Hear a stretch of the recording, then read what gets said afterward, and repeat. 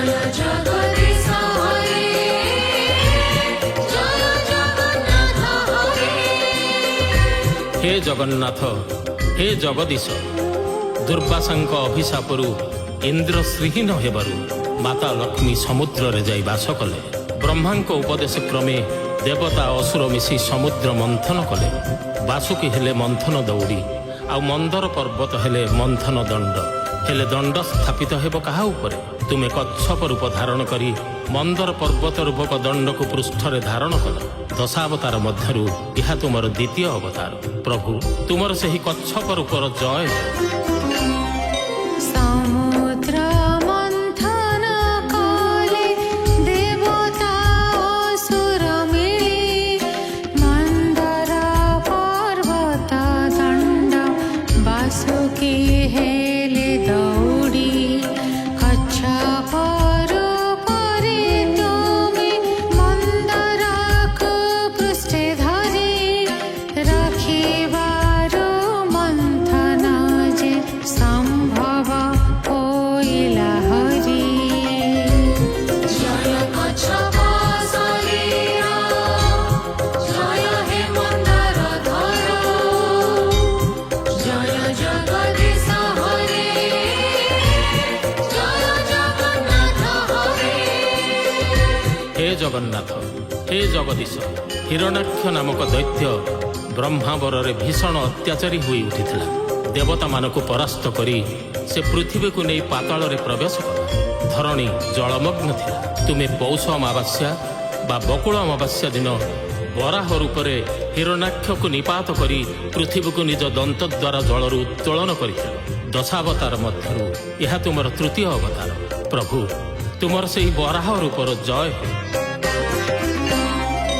ବ୍ରହ୍ମାବରେ ହିରଣ୍ୟାକ୍ଷ ଦୈତ୍ୟ ହେଲା ଅତ୍ୟାଚାରୀ, ପାତାଳରେ ପ୍ରବେଶିଲା ପୃଥିବୀକୁ ସାଥେ ଧରି। ବରାହ ରୂପରେ ତୁମେ ହିରଣ୍ୟାକ୍ଷ ବଧ କରି, ନିଜ ଦନ୍ତେ ଧରଣୀକୁ ଉତ୍ତୋଳନ କଲ ହରି। ଜୟ ବରାହ ଶରୀର, ଜୟ ହେ ଧରଣୀଧର, ଜୟ ଜଗଦୀଶ ହରେ, ଜୟ ଜଗନ୍ନାଥ ହରେ। ହେ ଜଗନ୍ନାଥ, ହେ ଜଗଦୀଶ, ହେ କେଶବ, ଭକ୍ତ ପ୍ରହ୍ଲାଦର ଡାକ ଶୁଣି ତୁମେ ସ୍ତମ୍ଭରୁ ବାହାରିଥିଲ। ଅର୍ଦ୍ଧେକ ନର ଓ ଅର୍ଦ୍ଧେକ ସିଂହ। ତୁମର ସେହି ଅଦ୍ଭୁତ ଶରୀରରେ ତୁମେ ବିଶାଳ ନଖ ସାହାଯ୍ୟରେ ହିରଣ୍ୟକଶିପୁ ଅସୁରର ଶରୀର ରୂପୀ ଭ୍ରମରକୁ ବିଦାରଣ କରିଥିଲ। ଦଶାବତାର ମଧ୍ୟରୁ ତୁମର ଏହା ଚତୁର୍ଥ ଅବତାର। ହେ ଜଗଦୀଶ, ତୁମର ସେହି ନରହରି ବା ନୃସିଂହ ରୂପର ଜୟ ହେଉ।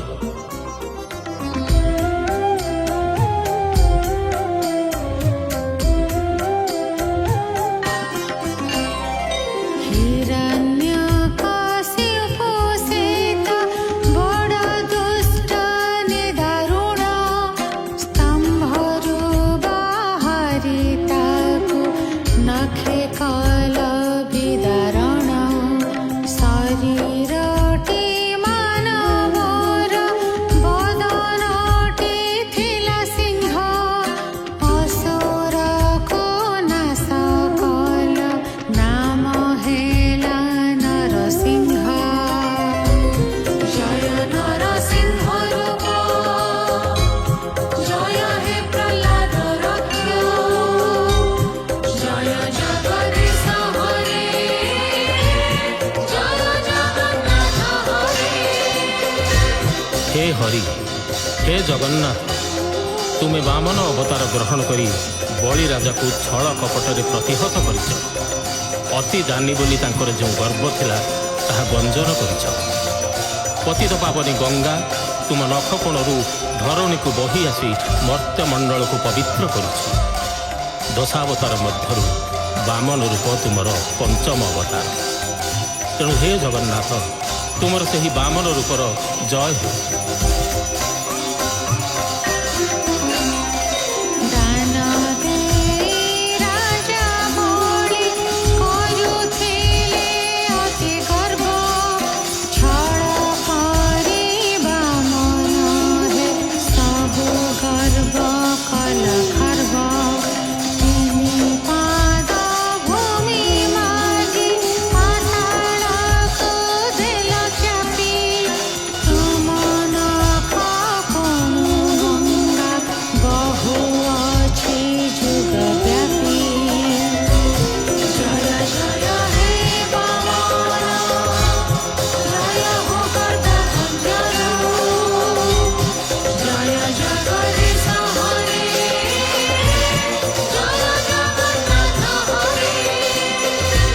ଜଗନ୍ନାଥ, ହେ କେଶବ, ପୃଥିବୀ ଯେତେବେଳେ କ୍ଷତ୍ରିୟ ରାଜାମାନଙ୍କ ଅତ୍ୟାଚାରରେ ତ୍ରାହି ତ୍ରାହି ଡାକୁଥିଲା, ତୁମେ ସେତେବେଳେ ପରଶୁରାମ ରୂପ ଧାରଣ କଲ।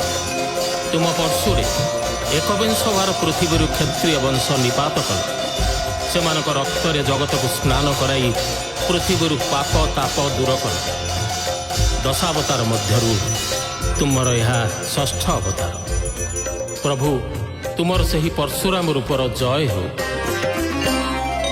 परशुधर रूपनाथ अटई अति विक्रम अवनीपति कुलर तुमे जे साक्षात जम निक्षत्रिय कल पृथ्वी तुमे कविंशवर से रुधिरे स्नान करी उस्वशील पाप भार जय परशुराम जय जय भृगुपति जय जय जगदीश हरे जय जगन्नाथ हरे। हे ଜଗନ୍ନାଥ, हे ଜଗଦୀଶ, ତୁମେ ଦଶରଥ ଘରେ ଜନ୍ମ ନେଇ ଯୁଗ ଯୁଗ ପାଇଁ ମର୍ଯ୍ୟାଦା ପ୍ରତିଷ୍ଠା କରି ମର୍ଯ୍ୟାଦା ପୁରୁଷୋତ୍ତମ ଶ୍ରୀରାମ ବୋଲାଇଲ।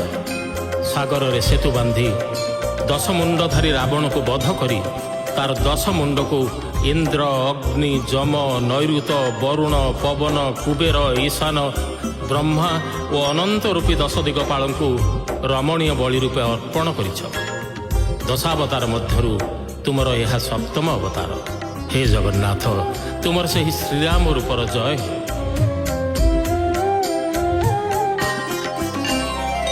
दशरथ कौसल्याङ्क पुत्र रूपे जन्म नेला मर्यादा पुरुषोत्तम जुगे जुगे बोलाइला सागर रे सेतु बन्धि रावणको वध कला दश दिगपालଙ୍କୁ ता दश मुण्ड समर्पिला।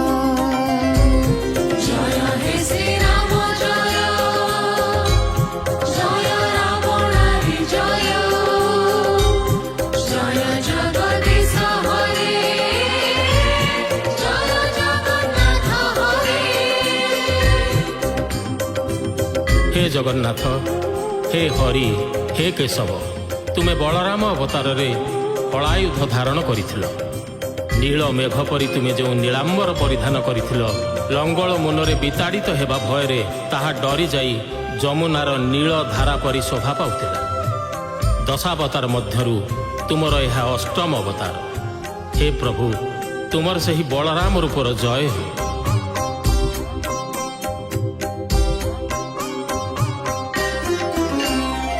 बलभद्र रूप तुम अकलङ्क चन्द्रकान्ति नील जमुनार परि मने सृष्टि करे भ्रान्ति हलधर अनन्त हे तुमे रुद्र तुमे सन्त नाही केहि भुवन रे तुम परि बलवन्त। जय बलराम जय जय हलधर जय जय जगदीश हरे जय जगन्नाथ हरे। हे ଜଗନ୍ନାଥ, हे ହରି, हे କେଶବ, ତୁମେ ବୁଦ୍ଧ ଅବତାର ଧାରଣ କରି ନାନାଦି କୁସଂସ୍କାରର ନିନ୍ଦା କରିଛ, ପଶୁ ବଳି ନିନ୍ଦା କରିଛ, କାମନା ବିନାଶ କରି କରୁଣା ବିତରଣ କରିଛ। ତୁମର ଏହି ବୁଦ୍ଧ ଅବତାର ନବମ ଅବତାର। ହେ ପ୍ରଭୁ, ତୁମର ସେହି ବୁଦ୍ଧ ରୂପର ଜୟ ହେଉ।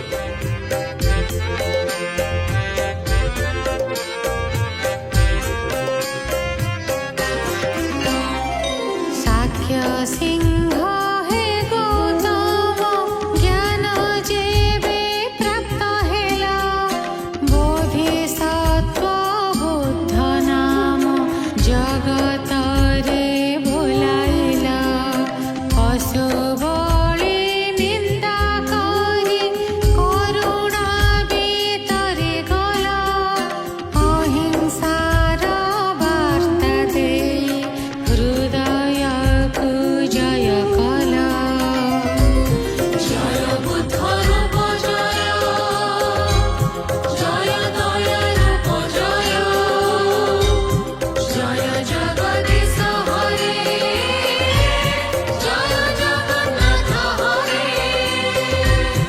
ହେ ଜଗନ୍ନାଥ, ହେ ହରି, ହେ କେଶବ, ତୁମେ ମ୍ଳେଚ୍ଛମାନଙ୍କୁ ବିନାଶ କରିବା ପାଇଁ ଧୂମକେତୁ ପରି ଖଡ୍ଗ ଧାରଣ କରିଛ। ତୁମେ ପାପୀମାନଙ୍କ ସଂହାରକାରୀ ଏବଂ ପୁଣ୍ୟାତ୍ମାମାନଙ୍କ ଉଦ୍ଧାରକାରୀ। ଦଶାବତାର ମଧ୍ୟରୁ ତୁମର ଦଶମ ଅବତାର କଳ୍କି ଅବତାର। ପ୍ରଭୁ, ତୁମର ସେହି କଳ୍କି ଅବତାର ଜୟଯୁକ୍ତ ହେଉ।